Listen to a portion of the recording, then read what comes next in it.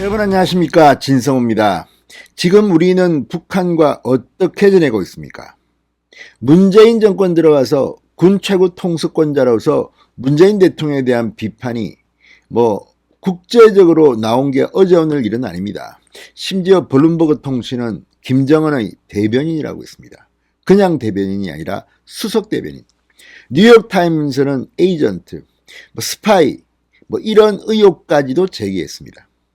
그런데 BBC, 영국의 공영방송 BBC가 한 고위 탈북자의 인터뷰를 보도했습니다.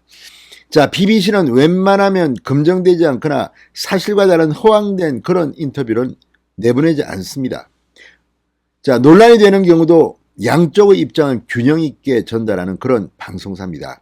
KBS, MBC와는 다릅니다. 그 BBC가 고위 탈북자의 인터뷰를 통해서 아주 충격적인 그런 말들을 쏟아냈습니다. 천안함, 그리고 무엇보다 청와대의 북한의 공작원이 실제로 근무한 적이 있다고 폭로했습니다. 자, 이건 시간이 좀 흘렀기 때문에 검증을 해봐야겠지만 이 정도로 북한의 공작원이 대한민국 여기저기서 압력하고 있다는 겁니다. 문재인 정부에는 없을까요?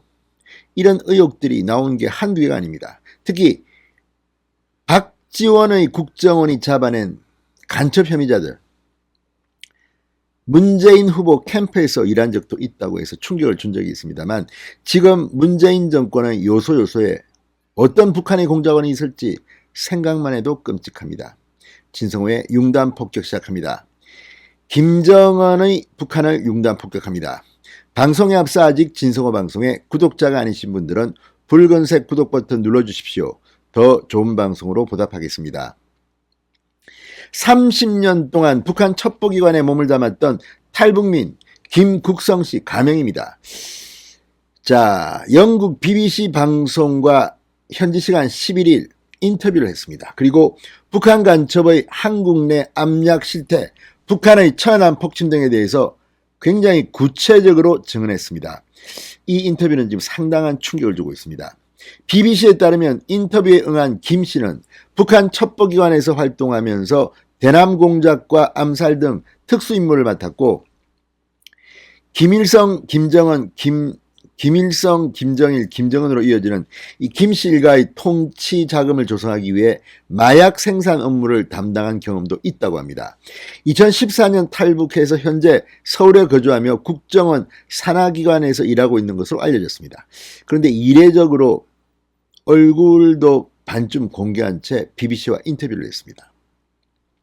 BBC는 그가 폭로하는 모든 내용을 검증하지는 못했지만 그의 신원에 대해서는 확인했다. 일부 주장들이 사실과 일치하다는 점을 확인했다고 설명했습니다.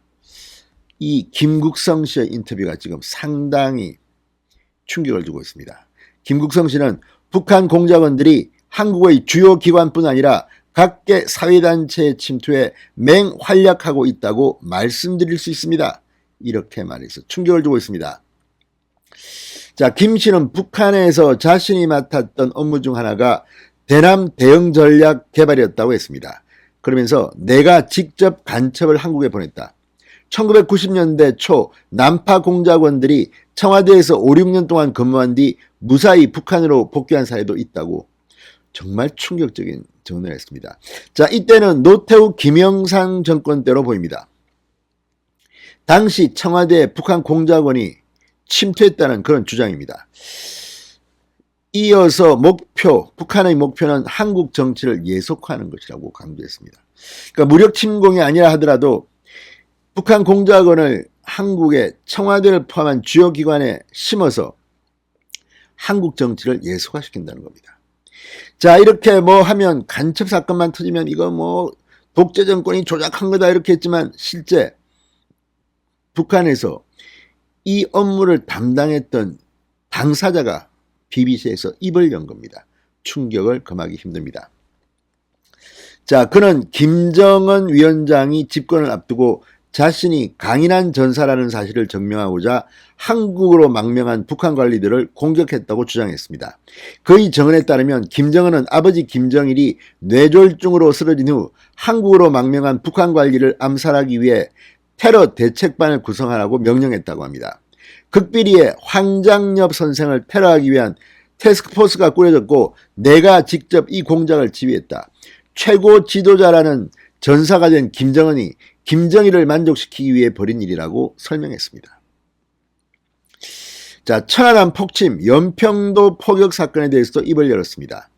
천안함이나 연평도 작전에 관여한 적은 없지만 정찰 총국 간부들 가운데에서는 비밀이 아니고 그렇게 알고 있는 문제다. 북한에서는 도로 하나도 최고 지도의 허락 없이는 만들 수 없다. 김정은의 특별 지시에 의해 공작되고 이행된 군사 성과라고 말했습니다. 그런데도 지금 이 천안함에 대해서 지금 허위 사실을 알리는 유튜브들을 그냥 놔두는 경찰이 최근에 충격을 준 적이 있습니다. 자, 아무튼 이걸 보면 북한이 얼마나 지독한 집단인지를 알 수 있습니다. 또 북한 지도부가 달러를 벌러들이기 위해서 마약 거래는 물론이고 중동 아프리카에 무기를 판매하고 있다는 주장도 나왔습니다. 북한에서 마약을 집중적으로 생산한 때는 1990년대 고난의 행군 시대 김정일 때입니다. 그때 김정일의 혁명자금이 바닥을 보이고 있었는데 내가 3명의 외국인을 북한에 데려와 마약 생산기지를 만들어 운영했다고도 했습니다. 필로폰의 지칭 언어인 얼음을 대량 생산해 달러를 벌었다. 그렇게 번 돈은 김정일에게 상납했다고 말했습니다. 북한은 특수 소형 잠수함, 반잠수함, 6호급 잠수함을 최첨단 수준으로 만든다. 북한 관리가 이란 총참모장을 불러들여 판매할 정도다. 북한은 장기 내전을 치르고 있는 국가들에 주로 무기와 기술을 판매했다. BBC는 최근 몇 년 동안 북한이 시리아, 미얀마, 리비아, 수단 등의 무기를 공급하고 있다는 사실을 유엔이 경고했다고도 전했습니다. 자, 김 씨는 최근 북한에서는 간첩보다는 사이버 기술을 이용해 한국에 대한 광범위한 정보를 수집하고 있다고 말했습니다. 북한은 숙련된 해커 6,000명으로 구성된 군대를 창설했다. 북한의 스파이와 사이버 네트워크는 전 세계에 도달할 수 있는 수준이다. 6년째 북한 모란봉 대학에서 전국 각지의 인재를 선발해 특수교육을 시키고 있으며 2014년에는 이 조직이 소니 픽처스를 해킹 대상으로 삼기도 했다고 밝혔습니다. 당시 난리가 났었죠. 자, 김 씨는 남북대화에 대해서는 시기상조라는 입장을 밝혔습니다.